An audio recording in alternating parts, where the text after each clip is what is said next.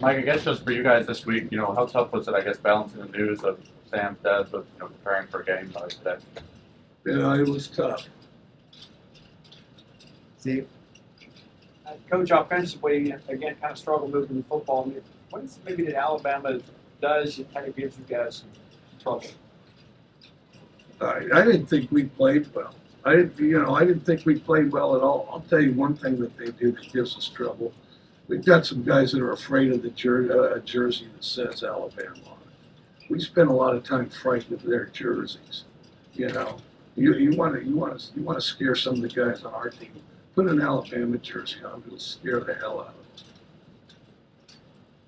them. So how do you fix it? How do you get them to play the team and not the ball? No, I mean, hanging them in their lockers or something. I mean, because there's other really good teams that we're not afraid of their jerseys, but we're afraid of Alabama's jerseys. And then there were obviously some externals that you observed that you may or may not comment on that I'm not going to yet. And then you can evaluate that accordingly. Yeah. Huge emphasis on yet. Mike, I guess offensively, what were they maybe doing early on in the game? You guys got that touchdown at the end, but before that, what were they doing?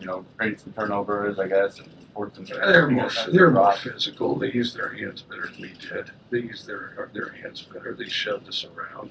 The first half, we just took it. The second half, we battled back a little, but it was kind of disjointed and feeble. Steve, Coach, first couple of drives, you had some success running the football, even though Dylan wasn't on the field. Why were you able to be successful? Maybe what did you see from Alabama's defensive front to open up those opportunities? No, they were kind of giving it to us, and then after a while, they shut that down. Well, I mean, you have everything. I mean, and they're a good team, obviously. You have everything. You just have to go out and execute. We didn't execute.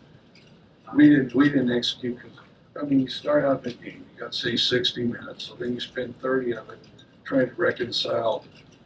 They have a red jersey that says Alabama, so we're going to go ahead and be scared and timid of it. Okay, then, and not use our hands and just get shoved around. Okay, then you have another half to try to win a game that you're already behind in, and still haven't fully reconciled that, battle a little bit, and then you have a bunch of other stuff that multiplies on it. Some you're doing, and some others. Robbie? Coach, 6 points for Bama, I think, in the second half, 90 yards of offense. What were some of the adjustments you saw from them in the second half? I didn't see a lot. I mean, towards the end, they just, strided it out to the finish, probably the last several series of the fourth quarter. Prior to that, I thought we played harder. I thought we used our hands better. I thought we did a lot of things that we could have done the first half and probably would have come in handier. Yeah, I guess, what did you see from your team this week with, in practices leading up to this game, obviously balancing, what you guys are going through this week and kind of what you had seen, you mentioned before that Kentucky game, you weren't too pleased with, the practices you guys had.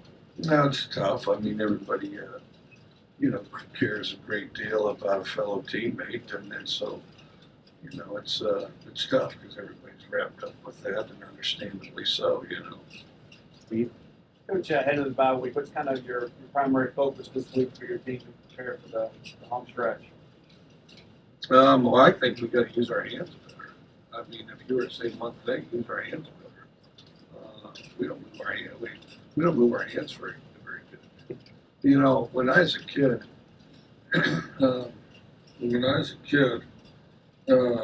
was in grade school, and I was a big dinosaur guy, and I can't remember the gas station. But they give you a free dinosaur. If you got filled up there, that's back when they had commercials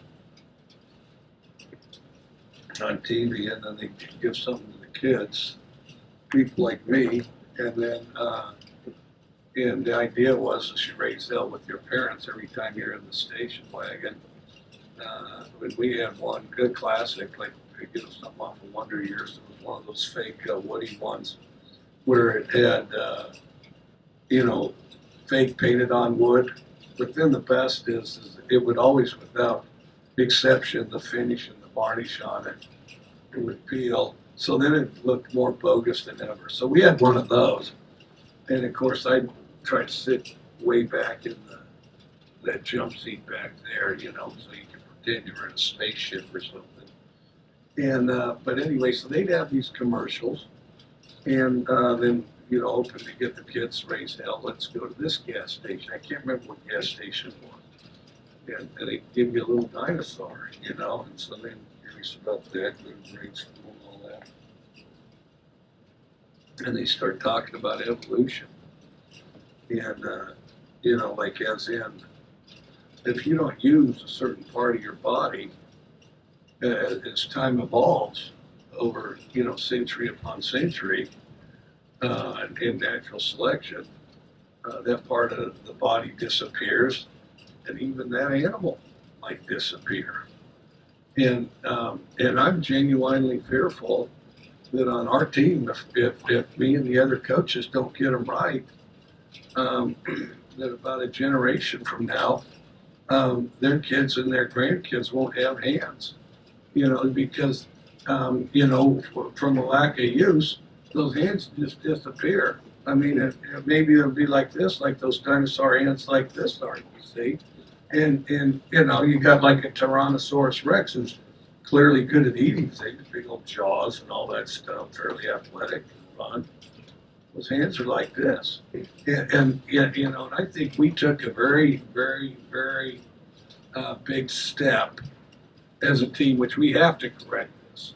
We have to correct this because, you know, I think that in the end, that it's going to be best for all these guys that they have good hand development and that they don't evolve to where they don't have hands.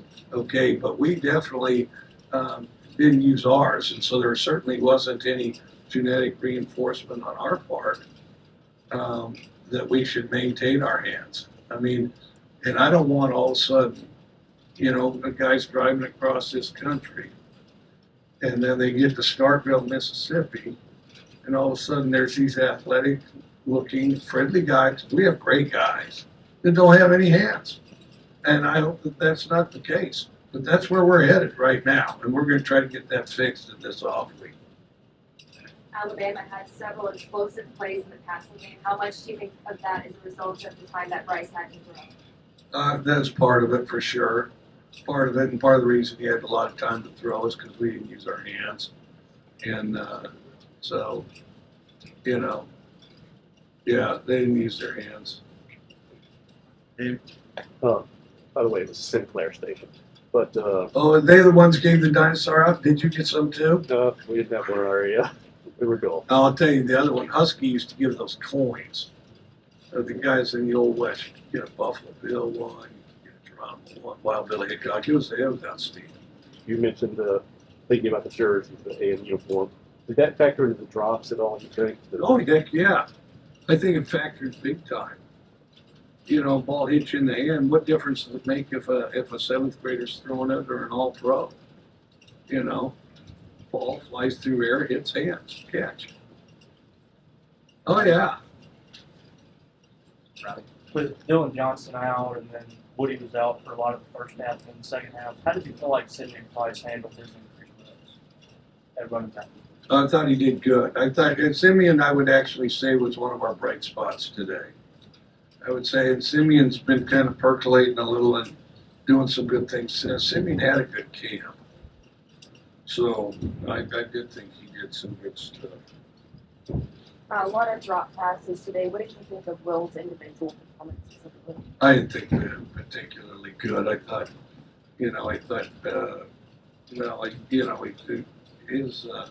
his performances, so many people have a hand in that, you know, between him, protection, O-line, and then, you know, getting separation and being in a position to catch it and then catching it. No, I didn't think that we did a very good job of that. I thought he was late on some balls, but part of it he never really got into a rhythm. And then, yeah, so last one step. Mike, you talked last week about, wanting some more guys to step up as leaders. I guess, did anyone kind of emerge this week, especially with all you guys have gone through, as, in terms of the leadership perspective?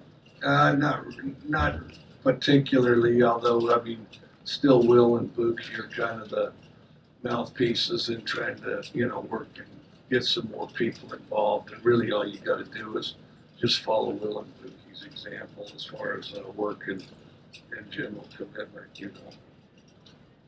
All right, thanks. All right.